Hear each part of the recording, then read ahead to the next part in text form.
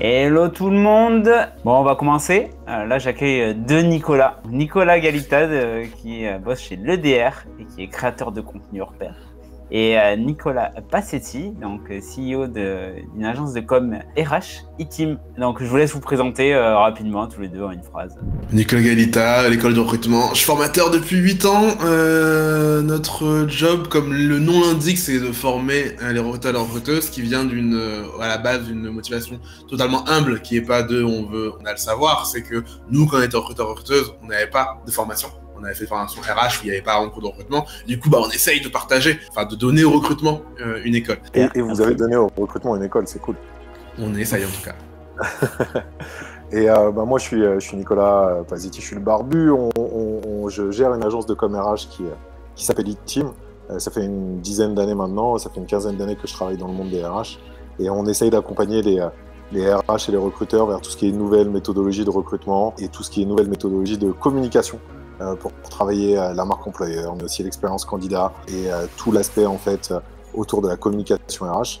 Et donc du coup, c'est pour ça que le sujet du jour est assez intéressant parce que il est possible, je vais juste dire, il est possible que ça nous aide un peu dans ces champs de travail. Donc voilà. Et pour ma part, moi, je suis head of growth chez Neostaff, donc je m'occupe du développement, du marketing, du branding de ce logiciel qui permet d'automatiser et personnaliser votre sourcing sur LinkedIn.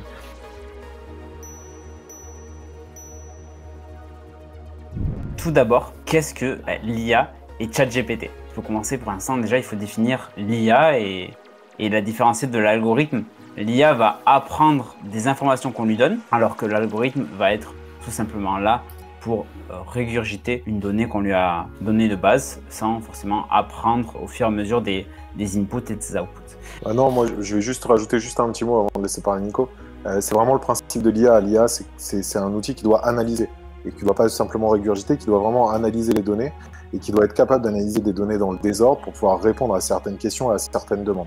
En fait, c'est ça qui va faire aujourd'hui la force de l'IA dans tout ce qui est la partie recrutement, c'est qu'en gros, sans aucun biais, on va être en mesure d'analyser certains aspects. Donc pour ChatGPT, c'est un côté particulier sur le côté d'écriture, de ressortir des données en tant que tel, mais l'IA à ce point qui est censé justement analyser la donnée dans le désordre. Donc pour moi, c'est ça qu'il faudrait juste rajouter. Je sais pas, Nico?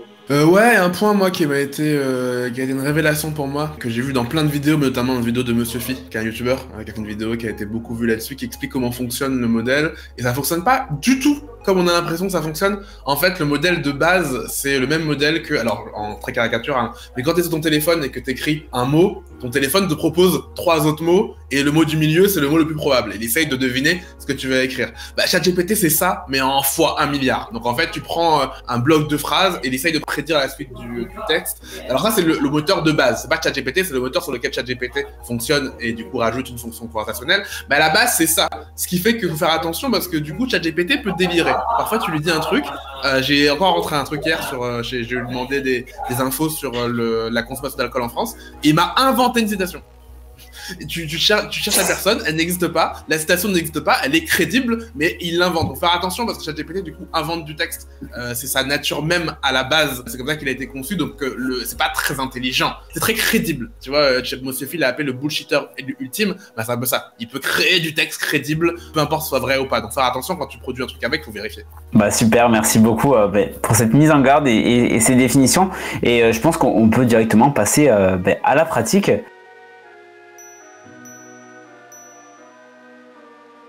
Premier cas, effectivement, c'était un inventaire de tâches. L'idée, c'était quoi? C'est de se dire, ok, est-ce que je pourrais avoir un truc qui m'aide à imaginer les tâches d'un métier. Tu vois, imagine, tu me dis, je dois recruter un mécanicien, je sais pas ce que c'est. Donc là, j'ai configuré un truc, voilà, pas grand chose, c'est un peu compliqué. Donc j'ai configuré le robot en lui disant, ok, voilà le contexte, je suis un recruteur entreprise, je dois recruter pour un métier que j'ai jamais recruté.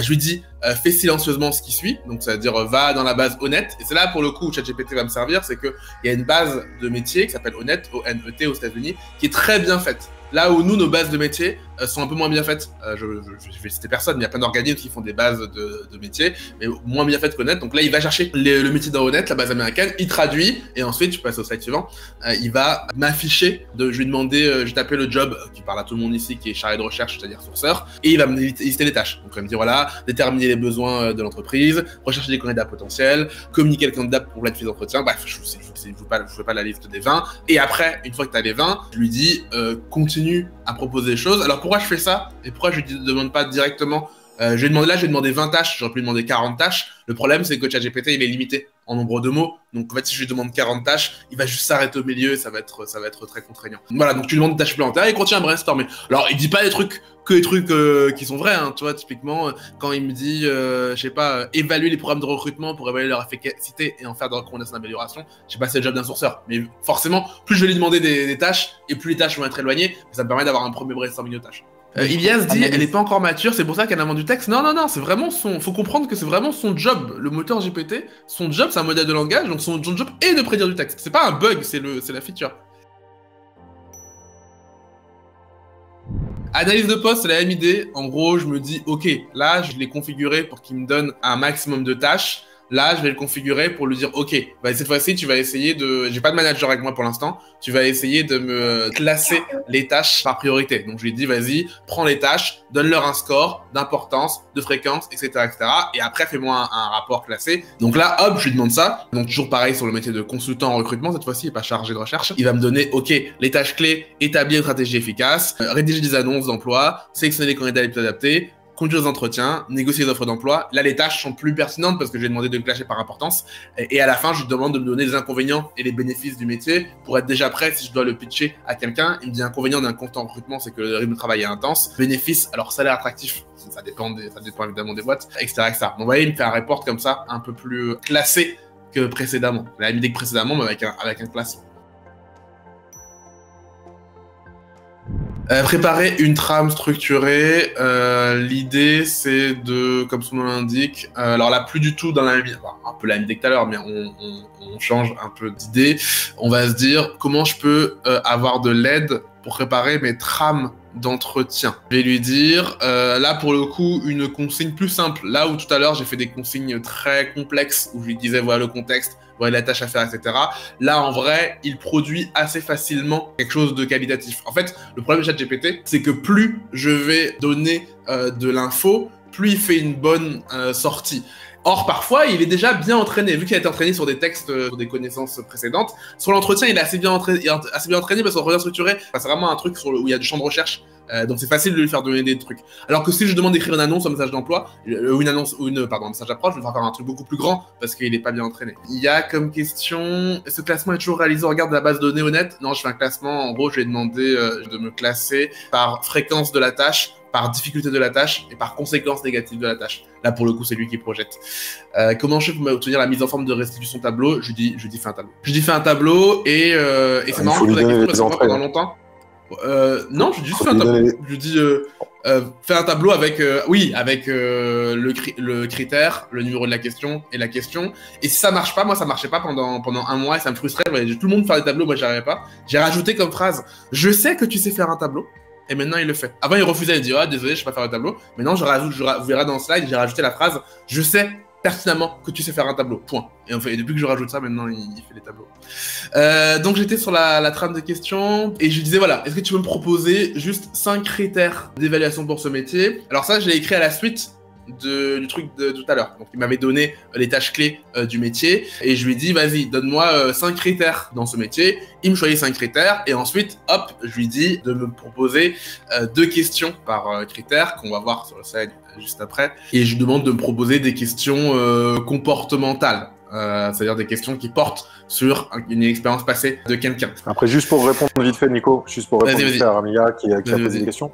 Quand on parle à l'outil, il faut toujours contextualiser en fait. Donc, quand on parle à l'outil, on lui demande de se mettre à notre place, de se mettre à la place de la personne qui va poser la question ou qui doit rechercher en fait la donnée qui est recherchée.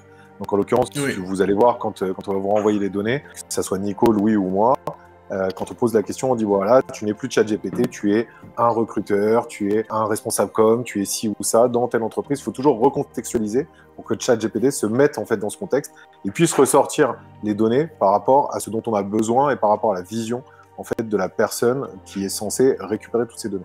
C'est juste pour le petit truc, Nico, vas-y, je t'en prie, continue. Ouais, t'as tout à fait raison. En fait, c'est hyper important parce qu'en fait, on a l'habitude de parler à Alexa, à Siri, à Google Home, qui en fait, quel que soit ce que tu dis, vont avoir le même résultat. En fait, elles ont quasiment les mêmes résultats, c'est linéaire. Or, ChatGPT, tu peux lui dire, ok, comporte-toi comme un psychologue, comporte-toi comme un recruteur. Et il faut lui dire, en vrai, faut toujours, quasiment toujours le dire.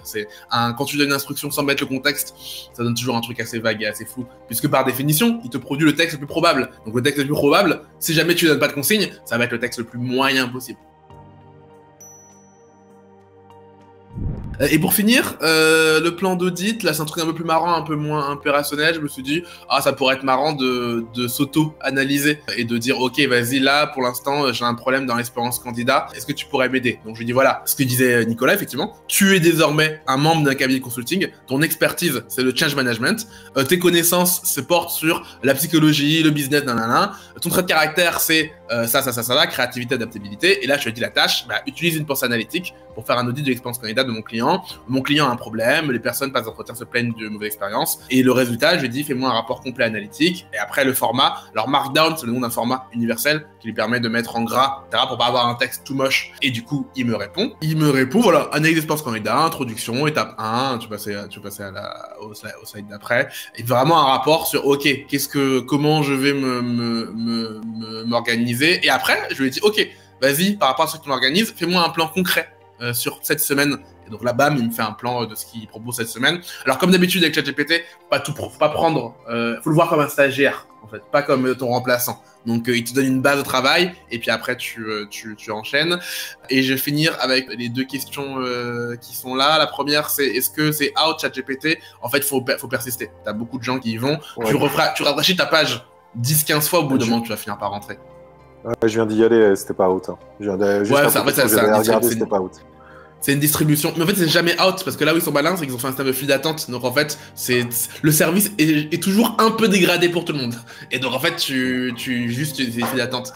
Est-ce qu'il est plus efficace en anglais qu'en français? Ouais, il est plus efficace en anglais qu'en français, pas du tout parce que la langue anglaise serait plus simple que la langue française. En vrai, je sais pas si c'est vrai, la langue anglaise a beaucoup plus deux fois et demi plus de mots que la langue française. Donc c'est plutôt une langue plus complexe, la langue anglaise que la langue française. On croit l'inverse parce que vu que le français a moins de mots, on fait plus de paraphrases. Et comme on fait plus de paraphrases, on se dit que la langue est plus complexe. Non, juste qu'on a moins de mots. Mais il est plus efficace en anglais parce qu'il est entraîné sur plus de volume de texte en anglais. Mais juste pour répondre à la question de Charles-Éric, il peut pas réaliser directement du sourcing et proposer des profils, c'est pas son job. C'est vraiment pas son job parce qu'il n'est pas connecté aux bases de CV, donc de toute façon, ça pourra pas le faire. Et il n'est pas connecté à Internet surtout.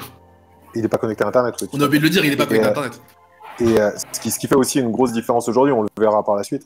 Et pour répondre à Laetitia qui disait comment on arrive à le faire patienter, mais si jamais tu penses que ChatGPT en fait part toute seule quand tu commences à donner des informations, tu peux aussi commencer à lui dire, écoute, je vais te donner plusieurs informations. Je vais te demander de me confirmer à la fin juste des informations que je t'ai données, si tu les as comprises et si tu les as intégrées. Et comme ça, lui, automatiquement, va attendre. Ça aussi, c'est des choses que tu peux faire pour qu'il puisse récupérer les informations petit à petit et faire en sorte d'acquérir toute la donnée que tu lui donnes, mais en restant patient. Mais normalement, il n'est pas censé décaler tout seul, mais si c'est le cas, tu peux faire ce genre de choses. Super, merci beaucoup pour toutes ces infos. Je pense qu'il y aura le replay pour ceux qui veulent... prendre le temps d'ingurgiter toutes ces infos, vous pouvez regarder la vidéo, il n'y aura aucun souci, ça va être diffusé dans 2 jours sur cette chaîne YouTube, ceux qui sont sur YouTube, donc vous pouvez vous abonner, comme ça vous allez être averti quand ça sort. Et on va aborder avec moi la formation. ChatGPT déjà ne va jamais remplacer un formateur. Ça va remplacer potentiellement votre moteur de recherche, où ça va être compliqué de chercher certaines informations, où il va falloir naviguer entre 5-6 blogs différents, sachant qu'aujourd'hui, il y a encore peu d'informations en français. Par exemple, sur la formation, il y a quelques blogs qui sont cool, l'école du recrutement, Thalys, ou des choses comme ça qui sont sympas, mais il va manquer des informations. Donc, si on veut une réponse assez rapide, ChatGPT peut être intéressant sur ça. Et donc, encore une fois, je lui remets du contexte. Je suis recruteur IT et je recrute principalement des devs depuis 18 mois. Et je lui mets un peu mes domaines de compétences actuels. et je lui demande sur quoi je pourrais me former en tant que recruteur IT parce que voilà, c'est assez compliqué quand on est recruteur IT, si on n'a pas le vocabulaire.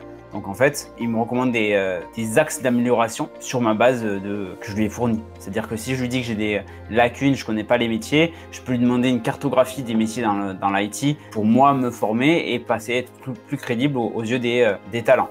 Donc ça, c'est très intéressant et ça peut être intéressant aussi avant d'aller sur une formation, de se dire ok, j'essaie d'arriver avec des informations avant la formation et comme ça, j'aurai les bonnes questions à poser pour valider ça auprès d'un formateur. Côté outsourcing, moi qui fais beaucoup de sourcing, notamment avec NeoStaff, c'est sur les messages d'accroche. Moi, je vois des catastrophes, c'est-à-dire qu'il y a tous les gens, ils mettent des gros pavés avec la fiche de poste qui est répétée dans des emails. Le but, c'est d'avoir une accroche et de briser la glace. Donc, pour briser la glace, il va falloir essayer de faire des messages qui sont personnalisés, même si on automatise. Il va falloir se baser sur des écoles, sur ok, j'ai vu que tu as participé à ce webinaire-là, je suis recruteur de recruteurs, je peux me baser sur ce webinaire-là et aller sourcer dans ce webinaire-là tous les recruteurs. Donc, c'est une petite astuce pour avoir des gens qui répondent sur LinkedIn parce qu'ils sont actifs, parce qu'ils participent à un webinaire. Je lui mets toujours du contexte. Voilà, je suis RH, je lui donne du contexte dans l'entreprise parce que plus tard, je vais lui demander voilà, de mettre des avantages dans les messages. Et là, je me dis, voilà, je suis RH, je fais un peu tout comme tâche, mais je ne suis pas expert des métiers. C'est-à-dire qu'on me demande de recruter un développeur C++, mais moi, j'en ai aucune idée. Je ne sais pas ce que c'est un développeur C++. Je ne sais pas ce que c'est un ingénieur système. Donc là, ça va être...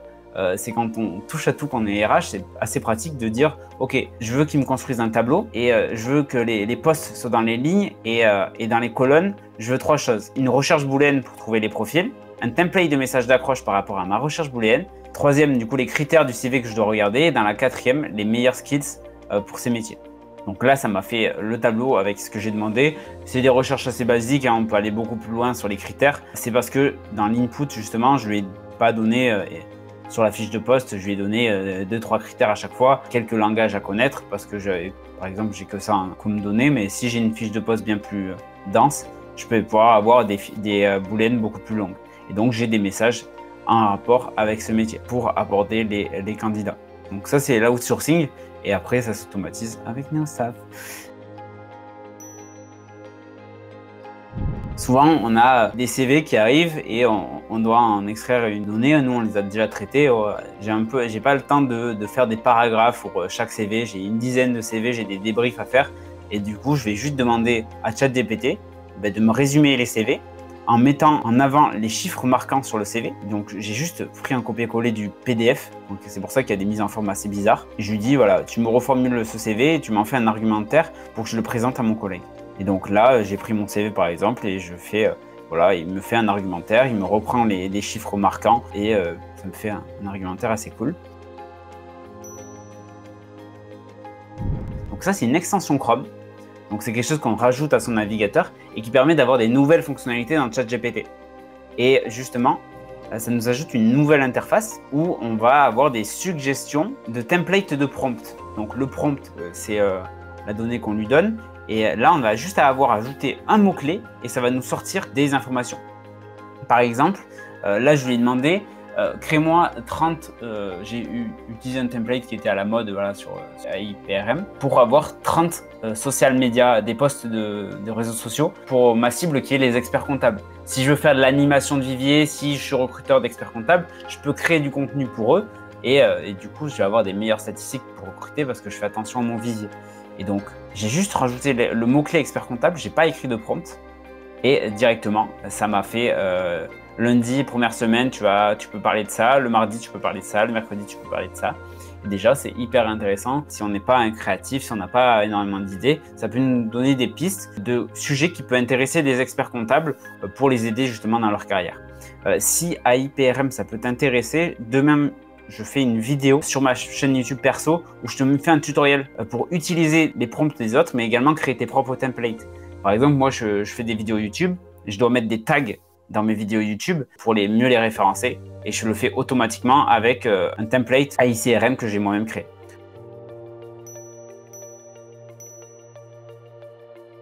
Mais du coup, ça tombe très bien parce qu'en gros, Daniel a posé une question, enfin, il a fait une remarque, il a dit que l'IA va surtout ébranler certains métiers dans le futur car il peut répondre à certaines attentes. Alors, je suis un peu d'accord sur la partie SEO, comme je suis d'accord sur la partie tag YouTube. Sur la partie copywriting, je suis vachement moins d'accord quand même. Parce que ChatGPT est capable aujourd'hui de nous fournir des bonnes trames, c'est intéressant.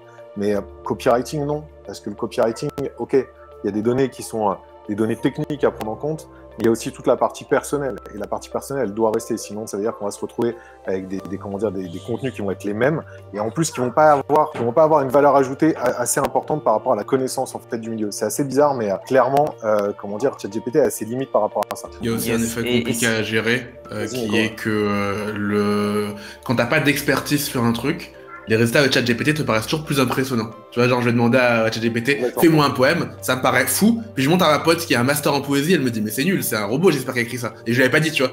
J'ai dit, bah oui. Quand t'as pas d'expertise, ça t'a l'air plus incroyable, alors en vrai. On est complètement d'accord. C'est pour ça que ça va aider pour faire des premiers pas, mais ça aidera pas en fait dans la personne, enfin dans le côté un petit peu plus développé en fait des sujets qu'on va vouloir avancer. Vas-y. Et si je reviens juste 2 secondes sur le SEO, un article ChatGPT va te servir à monter ta crédibilité aux yeux de Google, mais c'est pas celui-là qui va te convertir des prospects en clients ou des talents en candidats. T'as pas copywrité, j'en parlais, il y avait des copywriters justement. Je te laisse la parole sur la marque employeur. Ouais. Vas-y, là ça répond déjà à la demande en fait qui a été faite tout à l'heure, c'est-à-dire que là je demandais à ChatGPT, je disais que j'allais lui intégrer plusieurs informations au fil du temps et de voir s'il avait vraiment intégré toutes ces informations et d'être bien sûr qu'il les avait intégrées pour pouvoir répondre à ma demande. Ma demande c'était au final de pouvoir sortir une trame, un plan annuel et mensuel en fait de communication pour l'ordre des experts comptables, là en l'occurrence de Nouvelle-Aquitaine, mais pouvoir sortir un plan de communication pour travailler la marque employeur. Alors je lui ai repris en fait un audit qui avait été fait sur ce sujet et je lui ai donné chaque contenu en fait qui ressortait de l'audit et pour voir s'il les intégrait bien. Donc au final, il les a intégrés. Donc là, c'est ce qu'on voit, tu vois, il dit j'ai bien pris en compte les cibles, j'ai bien pris en compte la demande, ainsi de suite. Et une fois qu'on lui a donné tous les éléments, en fait, là, il m'a ressorti un tableau de thématiques à aborder sur une année en fonction des réseaux sociaux, des cibles et des objectifs. Donc là, déjà, c'était assez limité. Donc moi, là, je viens pour donner un petit peu les limites de ChatGPT sur ce côté-là. Et après, je viendrai pour donner des choses un peu plus intéressantes par la fin. Donc là, c'était assez limité. C'est-à-dire qu'en gros, il s'est retrouvé avec un contenu qui n'arrivait pas vraiment à me donner correctement. C'est-à-dire qu'il me donnait des contenus par réseau social, mais il me donnait finalement un seul réseau social par mois, alors que je lui avais demandé tous les réseaux sociaux. En gros, je me suis un peu cassé les dents sur le sujet et je me suis rendu compte qu'il ne comprenait pas. Il n'arrivait pas, en fait, à mettre en face de ce que je lui demandais, c'est-à-dire le fait de communiquer à une certaine cible, il n'arrivait pas à donner les sujets et les thèmes qui pouvaient intéresser ma cible. Et ça, pour moi, c'est la limite aujourd'hui en fait de ChatGPT. C'est que quand on lui demande de ressortir des données et de traiter des données d'une base de données, c'est cool. Quand on lui demande d'avoir un aspect plus créatif et plus créatif tout simplement en fait sur le sujet pour pouvoir essayer de trouver des thématiques, des différents sujets qui vont intéresser des personnes, mais il va avoir du mal. Il va être complètement limité, il va pas pouvoir analyser correctement l'ensemble des données et surtout pouvoir les restituer comme on le veut, parce qu'il y a encore une fois ce côté créatif qui marche pas chez ChatGPT. Je lui ai redemandé la même chose en fait pour des plans mensuels et on voit que ça marche pas. J'ai fait la même demande en fait sur quelque chose qui est notre quotidien. Donc je lui ai demandé en fait de faire le travail relativement classique qui est de choisir des supports de recrutement pour une entreprise qui était une entreprise de transport du nord de la France. Et je lui ai tout décrit et je lui ai demandé de me trouver des bons supports de recrutement. Et c'est là où on voit la limite de ChatGPT encore une fois, du fait qu'il ne soit pas connecté à Internet, je pense. C'est qu'il m'a sorti comme canaux de recrutement pour recruter des chauffeurs poids lourds les plateformes d'emploi en ligne, comme Indeed, Monster et LinkedIn. Alors, j'aime bien tout le monde, hein, je ne vais pas faire de discrimination, mais on sait que Monster et LinkedIn ne sont pas du tout adaptés pour des chauffeurs poids lourds. Après, il m'a sorti des choses qui étaient plutôt intéressantes, mais encore une fois, on voit la limite. C'est-à-dire qu'il ne m'a absolument pas sorti, tu vois. Je lui ai demandé après derrière s'il pouvait m'en dire plus sur la plateforme d'emploi en ligne, et là, il m'a dit, OK, Indeed, c'est cool, Monster, c'est cool, LinkedIn, c'est cool. Donc, il a eu ce côté de zapper, en fait, les supports qui pouvaient être intéressants pour ce type de recrutement, qu'il n'a pas réussi à récupérer. Pourquoi? Parce que justement, il n'est pas connecté à Internet. Donc là, ça va encore une fois, ça montre encore une fois toute la limite de ChatGPT, qui est qu'on ne peut pas tout lui demander. En tant que recruteur, on ne peut absolument pas tout lui demander. Et il nous faut notre libre arbitre et notre connaissance à nous pour pouvoir aller dessus, ou des connaissances annexes pour pouvoir aller dessus. Là, en l'occurrence, si je peux faire le point tout basique, on sait que dans les job boards pour les chauffeurs poids lourds, on sait qu'il y a un job board qui est phare, qui s'appelle Job Transport. Il m'en a parlé à aucun moment. Et j'ai eu beau refaire, à aucun moment il est ressorti. Donc ça démontre clairement les limites. Après, là où on voit que ça peut être intéressant en termes de début de création de contenu, et encore une fois, c'est vraiment pour mettre la main dedans et pour franchir les premières étapes, c'est que quand on lui demande une stratégie de marque employeur pour, là je lui ai redemandé en fait pour l'ordre des experts comptables de Nouvelle-Aquitaine, je lui ai tout remis le même contexte que ce que je lui avais mis quand je lui avais demandé en fait de me créer des thématiques et des sujets différents.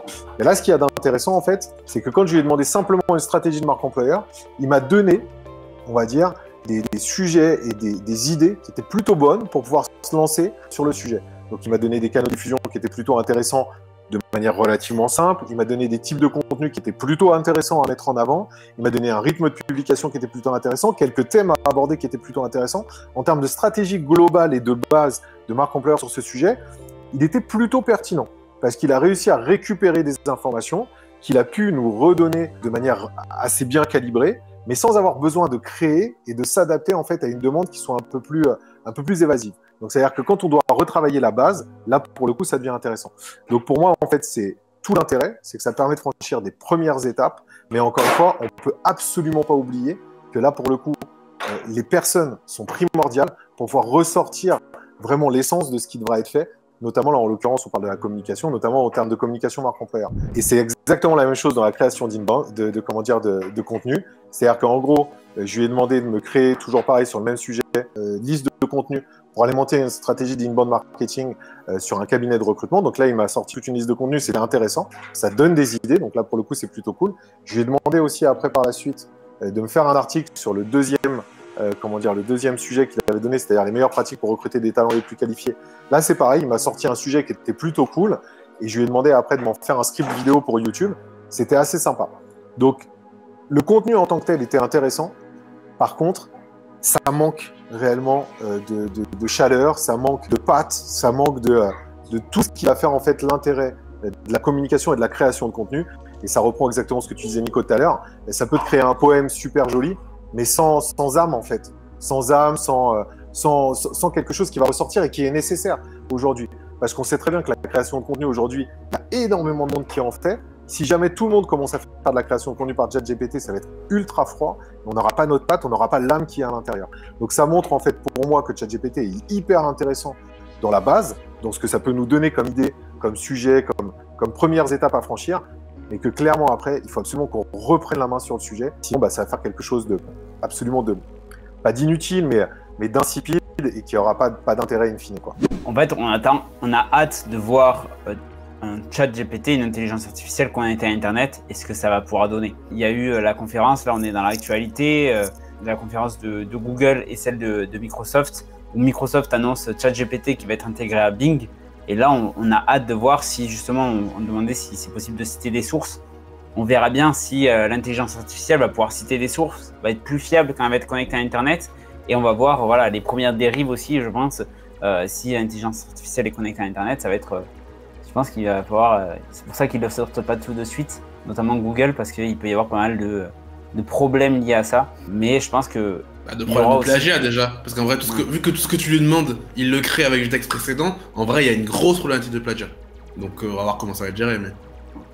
Ouais, c'est totalement ça, et même... Ça va être ouf, ça. Hein. Cette problématique de plagiat, elle va être vraiment énorme si c'est surutilisé comme ça. Hein. Et si c'est connecté, ça va être énorme. Ouais, tu peux demander de réutiliser les styles de Molière, le style de Voltaire, pour écrire. Ça, tu peux lui demander. Des styles de personnes très connues, tu peux lui demander de réécrire avec leur style. Et c'est pareil avec... des IA qui génèrent des photos. Il y a des artistes qui ont attaqué les intelligences artificielles parce qu'elles ont été entraînées sur des images et OpenAI, par exemple, ou les autres entreprises d'IA n'ont pas les droits sur ces images-là et ont entraîné leur intelligence artificielle sur celle-ci. Donc, à voir comment ça va fonctionner et juridiquement dans l'avenir comment ça va fonctionner. En tout cas, vous pouvez essayer. Là, on vous a donné pas mal de use cases. Je sais que Nicolas Galita t'en donne pas mal également sur tes posts LinkedIn, sur ta newsletter. Moi aussi, j'en donne. Il y a aussi Brice Roufardi sur LinkedIn qui en donne pas mal, qui fait des longs carousels où c'est pas mal détaillé comment l'utiliser, comment bien l'utiliser, parce que les phrases simples, comme on l'a démontré, si on ne lui donne pas de contexte, ça marche pas forcément. Donc, voilà. Juste, moi, je terminerai juste par dire que clairement, ça peut être un outil, et comme on l'a dit pas mal de fois, c'est un outil. C'est vraiment juste un outil. C'est-à-dire qu'en aucun cas, l'IA va remplacer l'humain, bien évidemment. L'IA va resservir pour moi à remettre l'humain au centre en fait du sujet. Et il y a des outils d'intelligence artificielle qui existent et qui arrivent. Moi perso, je vous en parlerai d'un d'ici très peu de temps parce qu'on se penche sur un sujet d'intelligence artificielle pour faciliter le recrutement, pour faciliter la mobilité interne. Et je reviendrai vers vous d'ici quelques jours sur ce sujet-là. Mais l'IA est vraiment un outil qui sert à remettre l'humain au centre. Donc il ne faut pas s'en servir pour dire « Ok, mais vas-y, on va mettre l'IA et puis il va gérer telle ou telle tâche. » Non, non.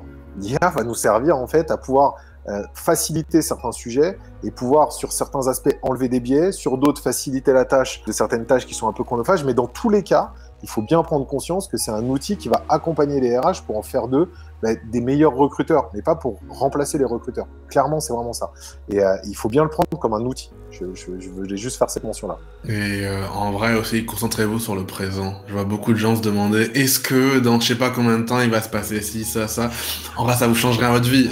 Moi, un truc qui m'a fasciné quand je suis dans ce monde de recrutement, parce qu'avant, j'étais plus dans le monde des startups, donc de l'innovation.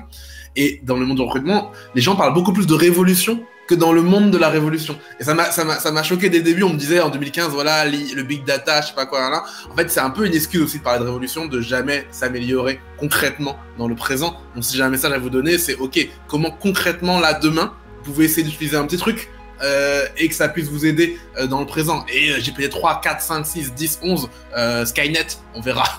Pour l'instant, il y a des trucs à faire maintenant, dès demain. Ouais, totalement. Formez-vous et de toute façon, c'est comme l'automatisation. Si de base, on n'est pas un bon recruteur, c'est pas l'intelligence artificielle qui va faire de nous un bon recruteur. Donc il faut bosser là-dessus sur vos recrutements et c'est comme l'automatisation, quoi. Il faut automatiser quand on sait faire des messages d'accroche. Et donc voilà. Donc merci beaucoup à vous deux. Pour information, voilà, ce webinaire est sponsorisé par NeoStaff. Donc si vous voulez utiliser la personnalisation et l'automatisation de vos campagnes de recrutement sur LinkedIn, donc n'hésitez pas, il y a Antoine qui est là, qui est disponible pour vous et il met son Calendly dans le chat pour ça, pour faire une démo. Merci beaucoup à vous deux. Merci Louis, merci Nico. Bonne journée.